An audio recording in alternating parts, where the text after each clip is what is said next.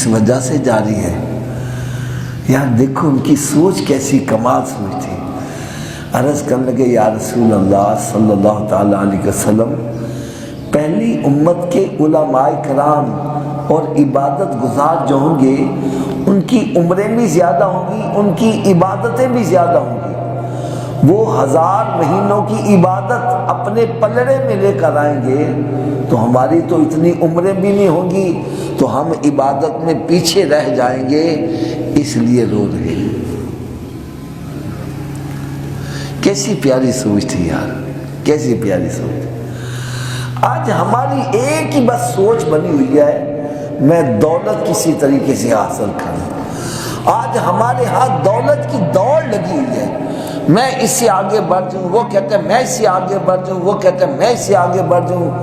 بس اس دولت کی ہوس نے بندے کو پاگل کیا ہوا ہے. اللہ حدیث پاک میں آتا ہے جو بندہ رات اس طرح کرتا ہے کہ دولت کی طلب میں رات کو پروگرام بناتا ہے، میں نے کہاں سے مال کمایا، کہاں مزید کمانا ہے، اور صبح اٹھتا ہے اسی فکر میں اٹھتا ہے، ایسے بندے کے جہنمی ہونے میں شک نہیں کرنا چاہیے. بلکہ ایک مقام پر تو میں نے پڑھا کیمیائے سعادت کے اندر امام غزالی رحمۃ اللہ لکھتے ہیں، وہ بندہ جو مارکیٹ میں سب سے پہلے جا کے دکان کھولتا ہے اور سب سے آخر میں بند کرتا ہے، اس کا مقصد کیا ہے؟ سب سے پہلا گاہک بھی میرے پاس ہی آئے اور سب سے آخری گاہک بھی میں ہی لوں اور میرے پاس دولت زیادہ آ جائے. فرمایا جو مارکیٹ میں سب سے پہلے دکان کھولتا ہے اور سب سے آخر میں بند کرتا ہے، ایسے بندے کے جہنمی ہونے میں شک نہیں کرنا چاہیے. اور جو بندہ مسجد میں سب سے پہلے آتا ہے اور سب سے آخر میں جاتا ہے، ایسے بندے کے جنتی ہونے میں شک نہیں کرنا چاہیے.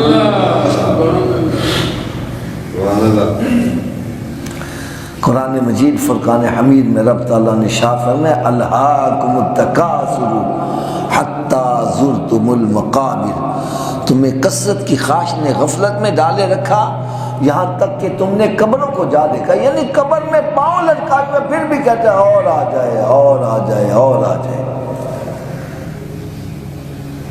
اور پھر دولت کی ہوس میں اس قدر پاگل ہو جاتا ہے کہ حرام حلال کی تمیز ہی چھوڑ دیتا ہے، کہتا ہے بس مال آنا چاہیے، چاہے چوری کر کے آئے، چاہے ڈکیتی کر کے آئے، چاہے جوا کھیل کے آئے، چاہے کسی کی جائیداد پر قبضہ کر کے آئے، بس مال آنا چاہیے. اور صحابہ کرام علیہم رضوان کی سوچ کیا تھی کہ میں نیکیوں میں آگے بڑھ جاؤں. ہر ایک کی سوچ یہ تھی میں آگے بڑھ جاؤں. میں دین کی بات پھیلانا صدقہ جاریہ ہے. ثواب کی نیت سے ویڈیو کو شیئر ضرور کیجیے. جزاک اللہ.